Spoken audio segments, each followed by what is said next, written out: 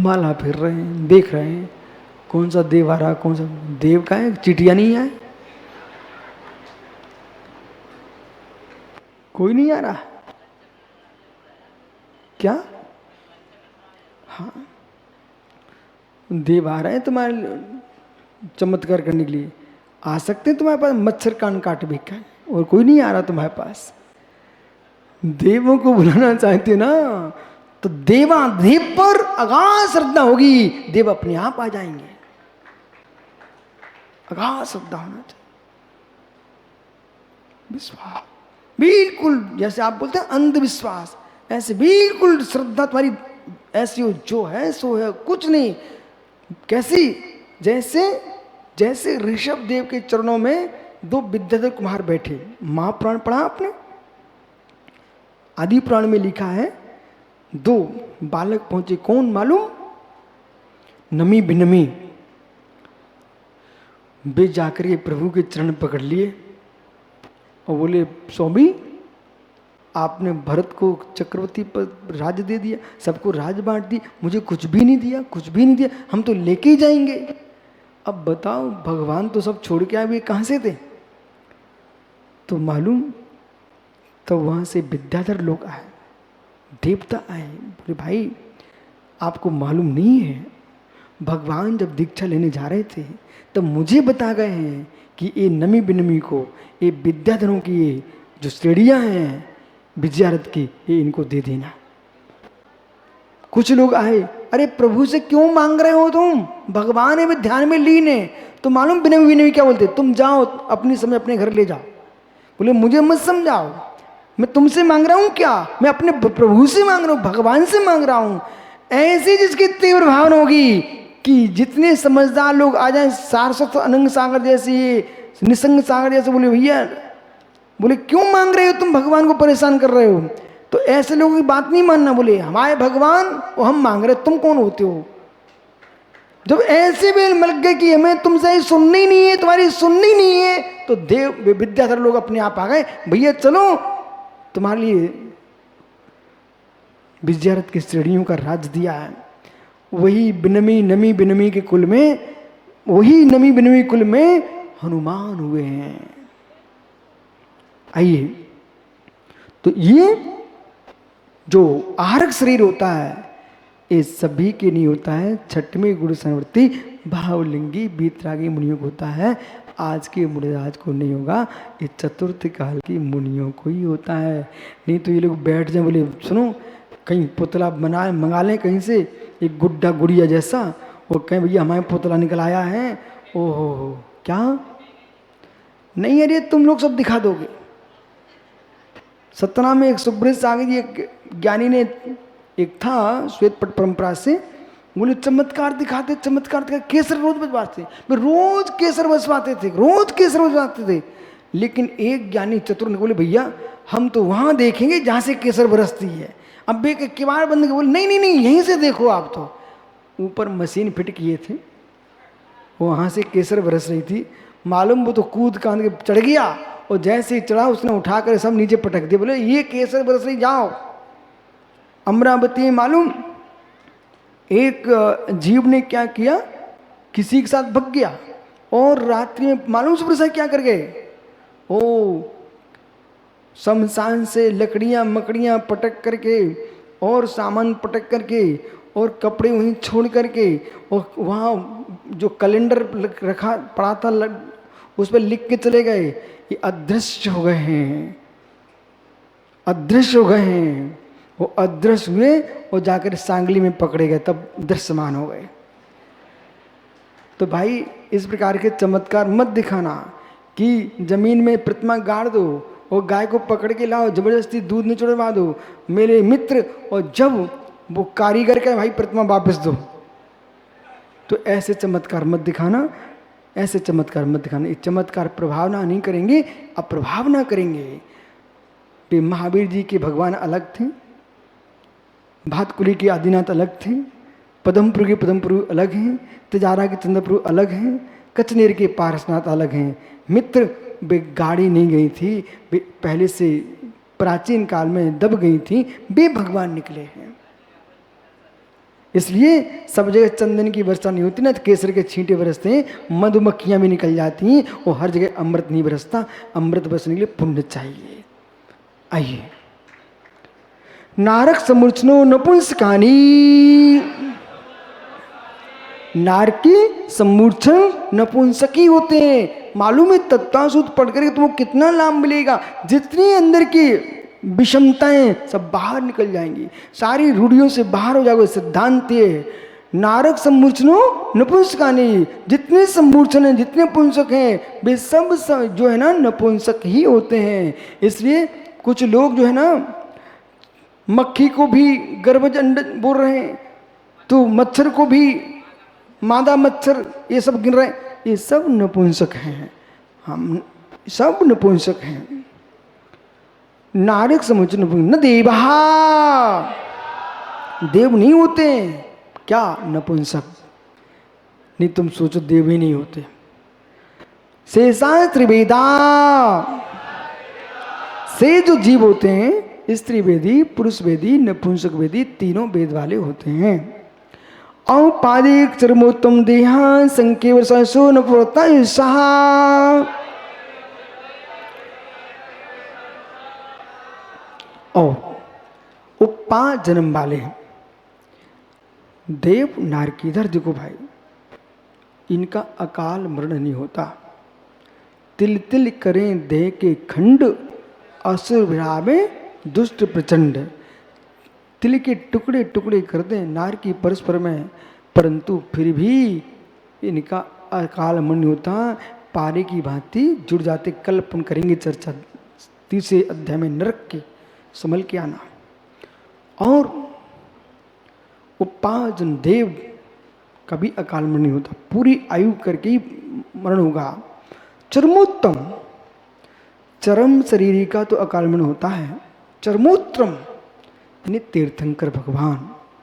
देखो सर्वाह सिद्धि के टिप्पण में और राजवार्तिक में लिखा है, पांडव आदि मुरजाज हैं, इनका अकाल मरण हुआ। चरम शरीर थे लेकिन अकाल मरण हुआ। चरमोत्तम तीर्थंकर भगवान का अकाल मरण नहीं होता। जो लोग सर्वथा निमित्त के द्वेषी हैं, वे अकाल मरण भी नहीं मानते। माताओं सुनो ध्यान से, गोमट सार जीव कांड में आपको विश्वास में जाके देख लेना, परंतु नाम तो नोट कर ही लो। गोमट सार जीव कांड में लिखा हुआ है, सूत्र दिखाने पर भी जो नहीं मानता उसी क्षण से मिथ्या दृष्टि। जब तक तुमको सूत्र नहीं है मालूम, तब तक तुम मानते रहो। अजान मानो गुरु नियोगा, गुरु के नियोग से आपने जान लिया तब भी तुम्हारा सम्यक नहीं छूटेगा। लेकिन आगम दिखाने के बाद भी हम जो मान बैठे वही कहेंगे, उसी क्षण से मिथ्या दृष्टि।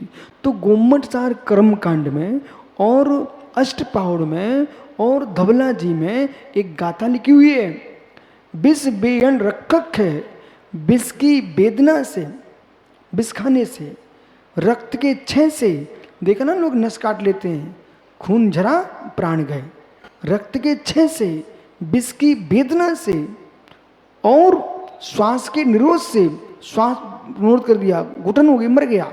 श्वास के निरोध से हिम, देखा ना आपने, जब बहुत पाला पड़ता है, किसने पशु पक्षी मनुष्य जानवर खत्म हो जाते हैं, तो अति शीत से, अति उष्णता से, इस वर्ष कैसी कैसी गर्मी पड़ी, कितने लोग मर गए बेचारे। अति उष्णता से, मौसम से भी मृत्यु हो जाती है, संक्लेश परिणामों से। क्यों? आप लोग सब जैन हो ना? आप लोग जैन हो क्या? सभी लोग जैन हो? हमने सुना है कि जैनी लोग तो बड़े अहिंसक होते हैं, ये सत्य है क्या? आप लोगों के मुंह नहीं आज क्या?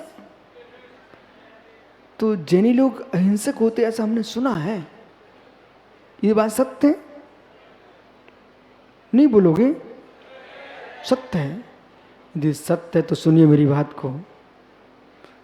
तुम जहर नहीं खिलाते हो, विष नहीं देते हो, नदी में नहीं पटका, ट्रेन के नीचे नहीं दबाया, कुआं में नहीं फेंका। माताओं सुनो ध्यान से, लेकिन आपने घर में ऐसे क्लेश मचा के रखा हुआ है।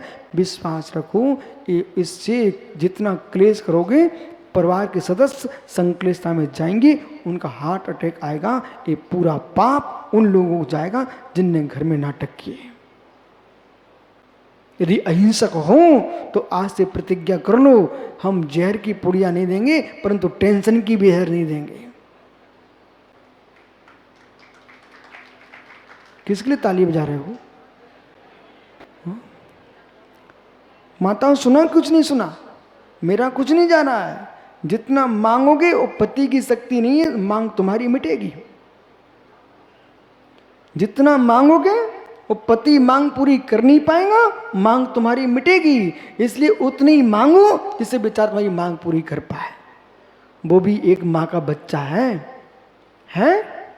इसलिए बेचारे को जियो और हो तो वो भी तो किसी माँ की बेटी है। अब बोलो ना, जियो और जीने दो। इसलिए परस्पर प्रज्ञ हो जीवनम, ये ध्यान रखना चाहिए आदमी को, ध्यान रखना चाहिए, इसका पालन करना चाहिए। सुधीर बाकलीवाल, सुधीर डॉक्टर, सनत भैया, ये जरा सुधीर को समझा, दोनों सुधीरों को। बोले गुरुजी ऐसा काम हो जाए तो, अरे मैं तो जियो और जीने दो।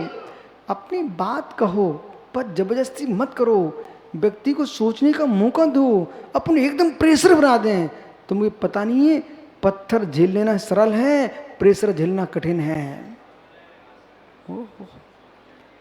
आप हाथ पर सनत भैया ऐसे पत्थर रखकर खड़े हो सकते हो 2-4 घंटे, ठीक है, लेकिन पेट का प्रेशर बन जाए, क्या हुआ? समझ गए क्या? फिर भागते तुरंत, बोले कहीं है कि नहीं सुलभ शौचालय। ज्ञानी जैसे पेट का प्रेशर बन जाए तो तुरंत भागते हो ना। ऐसे मित्रों से सहन करना बड़ा कठिन होता है। ऐसे किसी के मस्तिष्क पर प्रेशर मत डालो। ये सूत्र याद रखो भगवान महावीर का, विनोद भाई, जियो और जीने दो। शिवरात्रि सुरैकनी बोले कोई मुनिराज का 54वां कराना तुम्हें तो आपको श्रीपच रहने जाना चाहिए, ठीक है ना, प्रार्थना करना चाहिए। बस अब छोड़ दो उनके ऊपर। गुरुजी आप ये मत सोचना हम आपको कराना नहीं चाहते, हम तो कराना चाहते, पर आपके मस्त में प्रेशर नहीं डालना चाहते हैं। आपकी पवित्र भावना हो, हम तैयार हैं, लेकिन हम आपको टेंशन नहीं देना चाहते। जैसे रायपुर देखो, कब से 1997-98 से बोले हर साल सुब्रत यही कहते थे, लोग जाते थे, बोले महाराज जी एक चौमासा कर लेना, हमें ठीक आएगा समय। आ गया समय, हो गया ना। ऐसे लोग चाहिए, प्रेशर मत डालो, बस श्रीपद चढ़ाओ। मगर गुरुजी आप प्रसन्न रहो, हम प्रसन्न हैं। जब काल लब्धि पकेगी तो काम हो जाएगा, फल टपक जाएगा। काम चौका लगाना चाहिए, चौका पूरना चाहिए, चौका पूरना चाहिए, वर्धमान आ जाएंगे।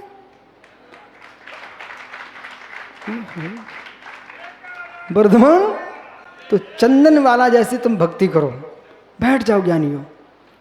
बस समझ में आ गया आप सबको? पक्के जैन होना, पक्के जैन हो, माताओं जैन होना। यदि जैन हो और करुणाशील हो तो आज से न बेटे पर प्रेशर डालो, न सासू के बेटे पर प्रेशर, किसी पर प्रेशर मत डालो। क्यों? आजकल मालूम, पंडित जी सुब्रत सागर जी औरंगाबाद में एक घर में मैं आहार करके उतरा, आप आश्चर्य करोगे। मैं आहार करके उतरा और मंदिर आ गया। थोड़ी देर बाद समाचार मिले एक आदमी वहाँ ख़त्म हो गया। मैंने पूछा कैसे? आजकल ये बड़ी बड़ी भवन चले ना, उसमें कई परिवार रहते हैं, समझ गए ना। तो उसके अंदर अलग अलग फ्लैटों में अलग अलग लोग रह रहे थे। तो एक मल्टियों के अंदर एक कोई मिश्रा जी का परिवार था, वहीं एक दूसरी जगह जैन परिवार था। मैं आ गया, इसी बीच में एक भैया अपने गेट से बाहर निकलता है, वो उसको जय जिनेन्द्र राम राम प्रणाम व्यवहार निभाता है। वो मालूम क्या करता है? बोले जय जिनेन्द्र। उसने बोले जय जिनेन्द्र। एक पैर उसके देहरी के बाहर एक अंदर, वो जय जिनेन्द्र कर रहा है। और जय जिनेन्द्र करने के उपरांत वो सामने वाला देखते ही रहा, वो बेचारा वहीं की वहीं समाप्त। तुम्हारा पूर्व राष्ट्रपति का क्या हुआ? भाषण देने खड़े थे ना, पूरा भाषण नहीं हो पाया, वहीं की वहीं समाप्त। इसलिए भैया कौन कब खिसक जाए, इसलिए कोई से जोर से बात भी मत करो, नहीं एक पंचंदी की हत्या का दोष लग जाएगा। इसलिए मालूम मैं सबको कहता हूँ वो ज्ञानी, मतलब अज्ञानी भी हो ना तब भी उनको लगे कि हम ज्ञानी कहते, फूल जाओ, जाने वाला भी थोड़ा रुक जाए। इसलिए अच्छा बोलो। आओ तो औपाधिक उपाजन डाले चरम शरीरी और असंख्यात वर्ष की आयु वाले देवनार की भोग भूमियाँ, इनका अकाल मरण नहीं होता, शेष जीवों का अकाल मरण होता है, ऐसा जानना चाहिए। ये आगम का सूत्र है, ये कोई विशुद्ध सार के घर की बातें नहीं है। इसलिए मेरे मित्र किसी एक विषय पर द्वेष बुद्धि खड़ी करके सर्वथा ऐसा मत कहना कि अकाल मरण होते ही नहीं है मित्र। परंतु इसका निर्णय कौन करेगा? केवल ही भगवान करेंगे, किसका सुकाल किसका अकाल। लेकिन निमित्त दृष्टि से कथन करेंगे तो इन हेतुओं से अकाल मरण होता है। रक्त के क्षय से, विष की वेदना से, श्वास के निरोध से, आहार पानी के निरोध से, हिम से, शीत से, उष्णता से और संक्लेश प्रणामों से आयु क्रम का क्षय होता है। जाओ इस प्रकार से तत्वात्मय मोक्ष शास्त्रे द्वितीय अध्याय नमो नमः। यानी कल फिर आओगे। हाँ, आत्म स्वभावम परिभाव भिन्नम, आत्मा स्वभावम परिभाव, आत्मा का स्वभाव प्रभाव से अत्यंत भिन्न महावीर स्वामी की